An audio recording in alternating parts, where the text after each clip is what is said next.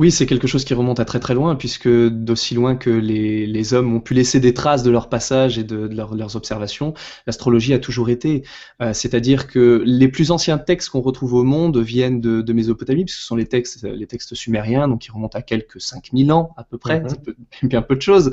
Et déjà, dès ces instants-là, les hommes ont commencé à observer les étoiles, à observer ce qui se passait là-haut, le fameux An, c'est-à-dire le ciel, le néant, le firmament. Et il pensait d'ailleurs que l'humanité venait justement des étoiles et venait du ciel, avec ce qu'ils appellent Moulmoul. Alors Moul, ça veut dire étoile, et Moulmoul, c'est les Pléiades, et ils imaginaient qu'on pouvait venir de Moulmoul. Et ce qui est intéressant, c'est que ils ne parlent pas, les Sumériens ne parlaient pas, par exemple, de divination, pas en tout cas dans les termes que l'on peut connaître aujourd'hui, mais eux, ils avaient une notion qui était ce qu'ils appelaient la notion de destin. Ils avaient la notion de destin où, pour eux, un individu avait quelque chose de fixé. Il ne pouvait absolument pas s'en déroger. Et il y a quelque chose de moi que je trouve hyper intéressant parce que j'ai eu l'intuition quand j'étais tout jeune de devoir faire des études linguistiques. J'adore les langues. J'ai appris énormément de langues différentes. J'en parle pas couramment parce que voilà, on délaisse beaucoup de choses, mais j'ai eu l'occasion de faire l'apprentissage de presque une dizaine de langues différentes, dont les plus anciennes. Je me suis beaucoup intéressé justement au sumérien et à l'akkadien. Mhm. Et chez eux, il y avait un très très grand intérêt aux noms et aux mots, à la manière dont on nommait les choses. Et par exemple, chez nous, aujourd'hui, on a des prénoms, on dit Kevin, Jocelyn, Charles, etc. À l'époque, la notion de prénom était très différente. C'était pour eux des épithètes.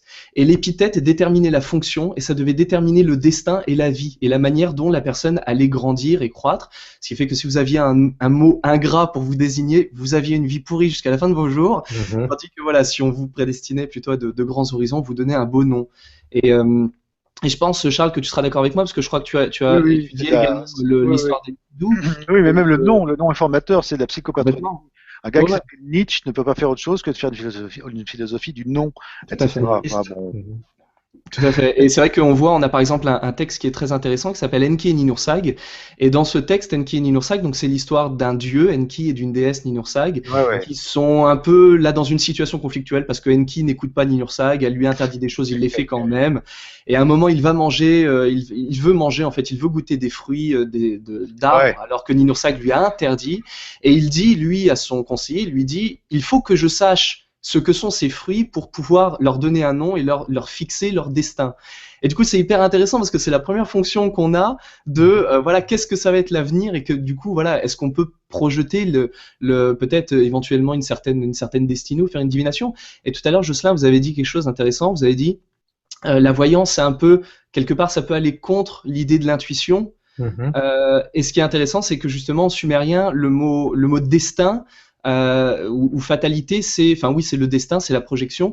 Ça se dit namtar. Et namtar, c'est composé de deux mots, nam et tar. Tar, ça veut dire couper, trancher, retirer. Et nam, ça veut dire les idées, les conceptions, les pensées, les projets, les choses que l'on va projeter avec notre imaginaire. Et pour eux, le destin, c'était le fait de couper les idées et couper les pensées. Donc c'est justement très, très raccord D'accord. avec l'idée que ça va contre l'intuition. Et ce sont ces Ben, Sumériens-là qui ont étudié les étoiles en premier.